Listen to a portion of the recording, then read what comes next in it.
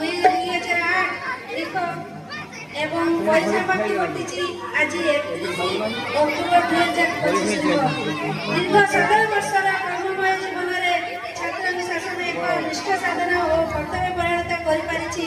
ଶିକ୍ଷାଦାନକୁ ଚଳଚଞ୍ଚଳ ଓ କର୍ମମୁଖର ଆପଣ କେବଳ ଜଣେ ପ୍ରବୀଣ ଶିକ୍ଷକ ଭାବେ ସୁନାମ ଅର୍ଜନ କରିବା ସଙ୍ଗେ ସଙ୍ଗେ ଜଣେ ପରୋପକାରୀ ସେବା ମନୋବୃତ୍ତି ଭାବ ଏହି ଅଞ୍ଚଳ ପାଇଁ ଚିରବନ୍ଦନୀୟ।